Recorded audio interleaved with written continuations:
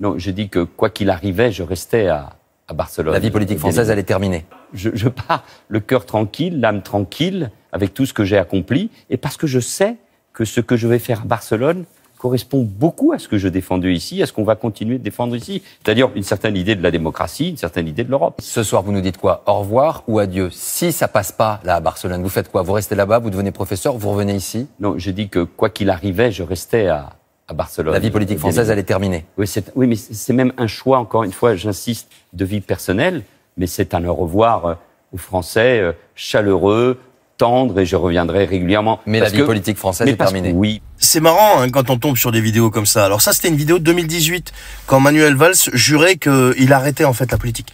C'est bon, il quittait la politique et qu'il allait se consacrer à autre chose, à Barcelone, qu'il allait apporter quelque chose à Barcelone, blablabla. Après tout ce qu'il a accompli en France, moi franchement, je cherche toujours ce que ce mec a accompli en France.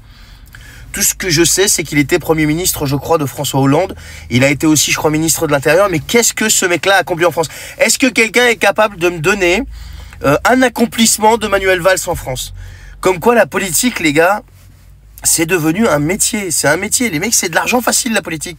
La politique, c'est de l'argent facile. Voilà. Dites-moi ce que ce mec a accompli en France. Dites-le moi, je suis paumé, moi. Quand un auditeur s'infiltre sur France Inter et dit ses 4 vérités à Manuel Valls, ça donne ça, regarde. Jean-Noël, bonjour. Oui, bonjour France Inter et merci de me prendre à l'antenne. Je voudrais dire à Monsieur Valls qu'il a participé sous Hollande à la destruction de la gauche, qu'il a trahi le PS et son candidat Benoît Hamon, qu'il s'est exilé en Espagne et s'est fait jeter, qu'il cherche à se rallier à Macron et n'a pas été élu. Vous devriez avoir honte. Vous êtes le pire des traites, Monsieur Valls. Toute la France a honte de vos comportements. Vous êtes pire qu'un étron. Jean-Noël, s'il vous plaît, je vous coupe. Les insultes n'ont pas leur place sur cette antenne. Par ailleurs, ce n'était pas la question qui était prévue puisqu'il y a, vous le savez, un filtrage au standard de France Inter et les... Alors, on lui a coupé la chic à ce pauvre monsieur qui était en train de s'exprimer. Bon, c'est vrai qu'il a été un petit peu loin dans les propos, donc la courtoisie veut quand même qu'il y ait un minimum de respect.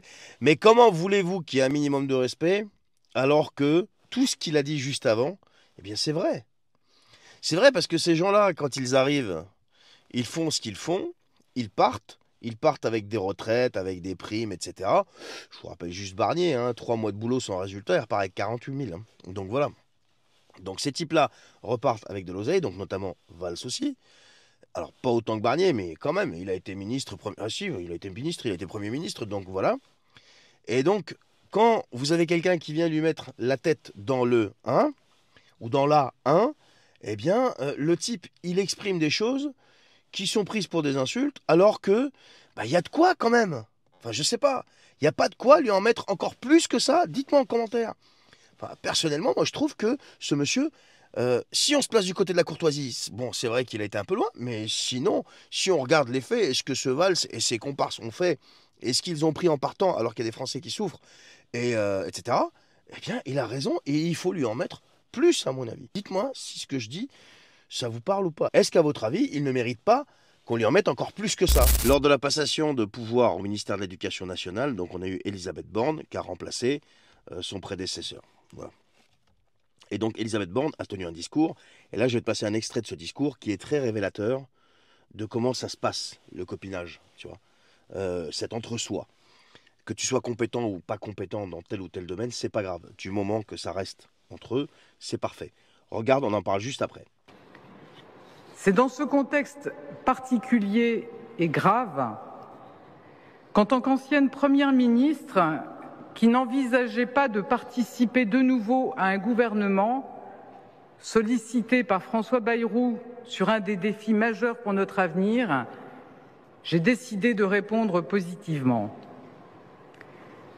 Je ne suis pas une spécialiste de ces sujets, mais je sais par contre combien les questions d'éducation et de formation de notre jeunesse, de son insertion dans la vie professionnelle, de la qualité de notre enseignement scolaire et supérieur et de la force de notre recherche sont des pierres angulaires pour notre nation.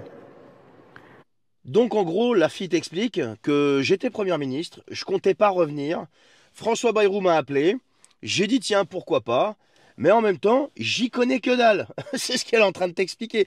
C'est-à-dire qu'on l'a foutu là, en tant que ministre de l'Éducation nationale, mais elle y connaît rien, elle connaît pas le domaine. Hein. C'est pas une spécialiste du domaine. Pour mieux comprendre, on va remplacer, si tu veux, le poste du ministre de l'Éducation nationale par le poste de plombier, et le vrai boulot du ministre de l'Éducation nationale qui est issu par exemple de l'Éducation nationale, eh bien par le poste de, je sais pas moi, de boulanger. Voilà. C'est comme si tu demandais au plombier d'aller fabriquer du pain et faire des croissants et je sais pas moi, faire de la pâtisserie, tu vois. Et tiens, puisqu'on est en période de Noël, tu demandes au plombier d'aller remplacer le boulanger pour faire des bûches de Noël. Mais c'est exactement la même chose. C'est exactement ça qui se passe.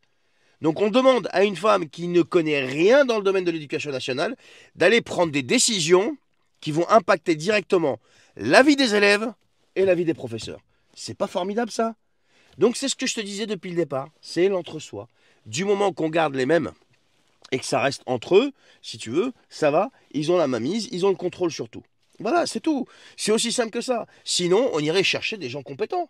On irait chercher des gens qui sont issus de l'éducation nationale, par exemple, ou de l'enseignement en général, pour les mettre à cet endroit-là.